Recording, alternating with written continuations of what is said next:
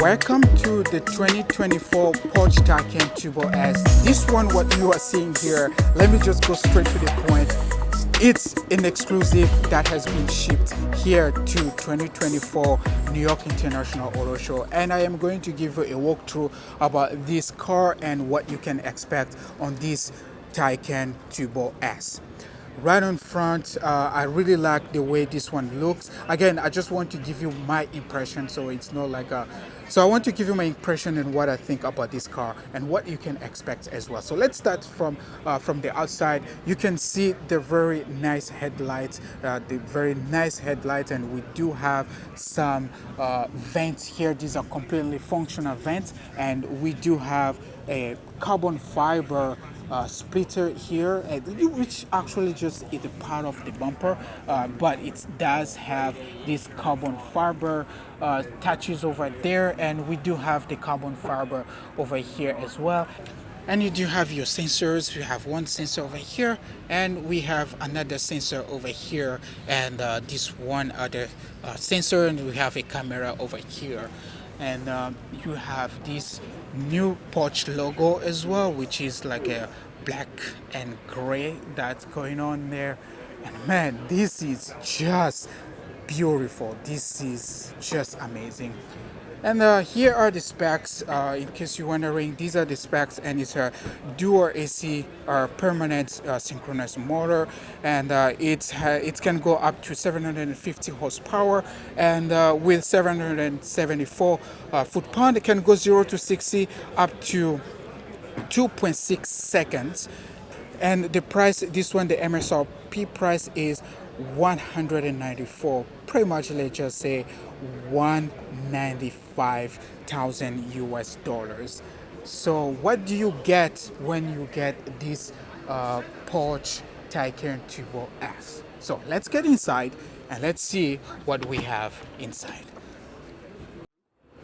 So when you power the car on, you can play with the instrument clusters. So you have 3 different tubes. You have left, center, right, which can be controlled through this, and then you can use the roller bowl and you can access additional menus for your virtual cockpit. If you want to go reduce mode, power meter, virtual map, extended as well, and then you can utilize some of the haptic feedback there.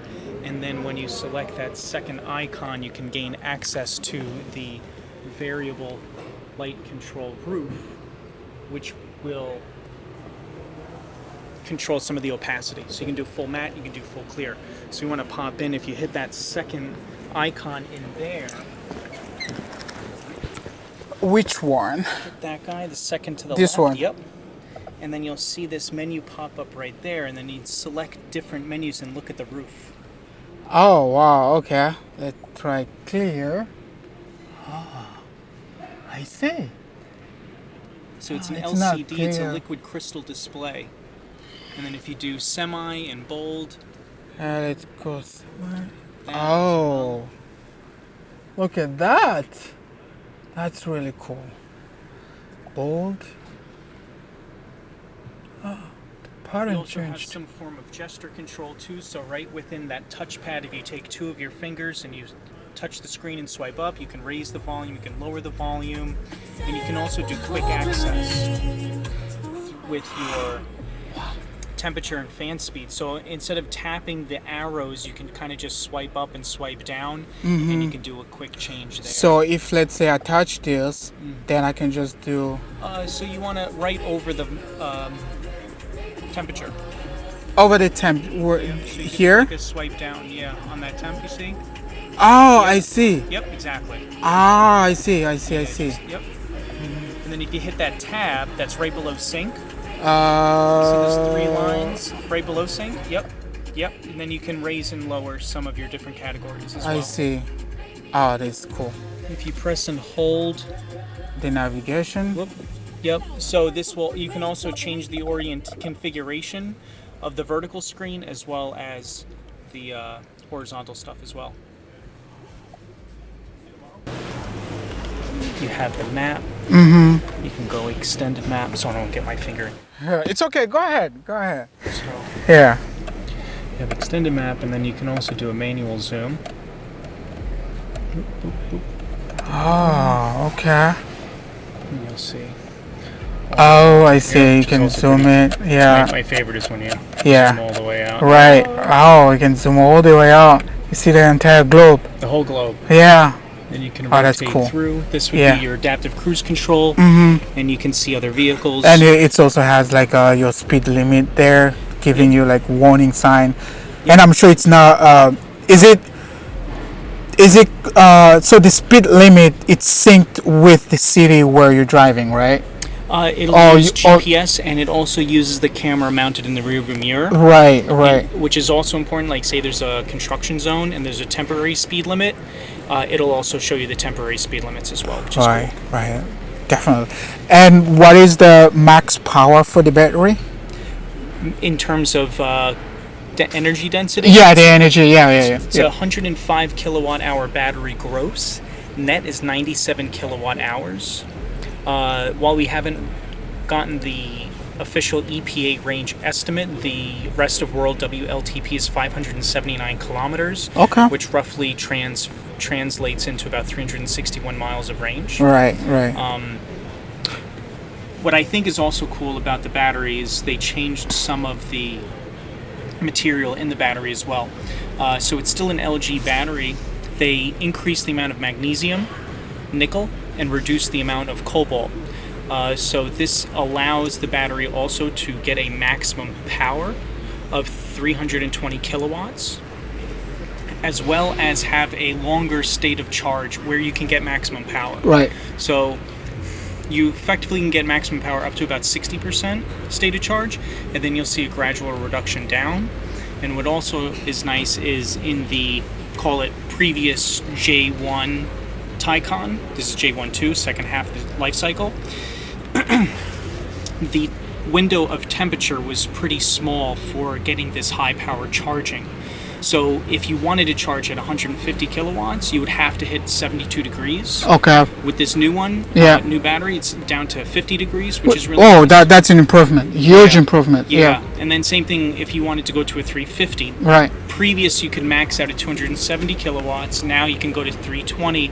This has also been lowered from 86 degrees originally, about a 20-degree reduction as well. Right. Have you partnered with Tesla to have access to superchargers? So no partnership with Tesla. Tesla had originally, I believe, a contract with the government to retrofit their lines, and they said no thanks.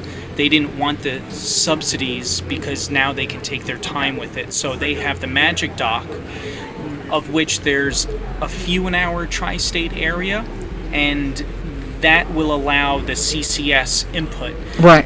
These vehicles, when it arrives later this summer, as well as Macan EV, will come with a NACS adapter. Okay. So you can just go to any of the sites. Right. The V3, though, caps out at, because it's a 400 volt system, and this is 800 volts, there is a step-up transformer. Okay. But this vehicle will cap out 150 kilowatts at a 400 volt station. I see. The V4s, I believe, are 800 volts, which that will match. Okay. In So addition- I see there are two ports for charging. So one is for DC charging, and the other one is for faster charging. Or yeah, either side you can charge with the J1772, okay. and then passenger side is where you have your CCS combo. The driving experience, in my opinion, is where it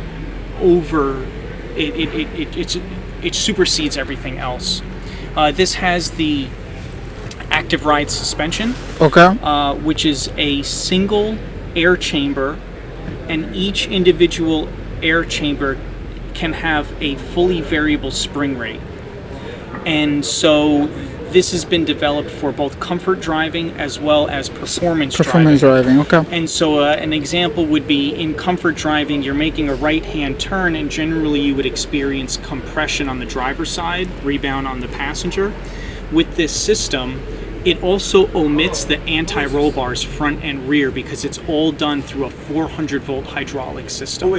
So you're making the same right-hand turn, and then it compensates. So now you have rebound on the driver's side, compression on the passenger On the passenger side, right. So Right. it fully compensates for any feeling of G-force. And then when you want to drive sporty, it Right. drops everything down and fully compensates for body roll.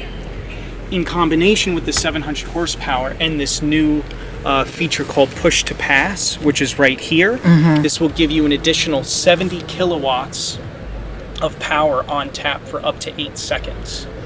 In the Turbo GT, which under launch control nets you 1,092 horsepower, while driving you can get about 120 kilowatts of extra power. They call it attack mode in this model. Okay.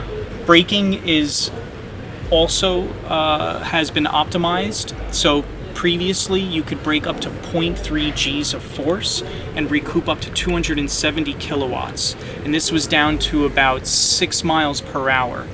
This new iteration, you have now a brake to zero strategy where they can now recuperate energy down to 0.62 miles per hour, so almost a standstill, and up to 400 kilowatts of power back. Wow. That's impressive technology. It is. So, and the updates is always over there. You have over-the-air updates if it is a more robust programming that require a few different modules. There will be a voluntary campaign. You can bring the car in and then it'll get loaded up. Okay. Most of the quality of life improvements will be over-the-air update. Okay. Yeah. UI, UX changes and stuff like that. Right. Yeah. Right. Okay. On the right-hand side, you'll see the front and trunk. Boom. And you can just tap that, and you can pop in 2.9 cubic feet of space. You can also use the key, and you can do a comfort access to pop it as well. So I could show you that in a moment. Okay. Now you go to the crest. It's a turbinite crest. And so with comfort access within 36 inches, generally. So there we go. No, that's really cool. Yeah. So you can do this with Macan, 911, and 718. Okay. All right, folks, let me know in the comments what you think about this 2024 Porsche Tycan Turbo S. Thank you for watching, and I'll catch you on the next one.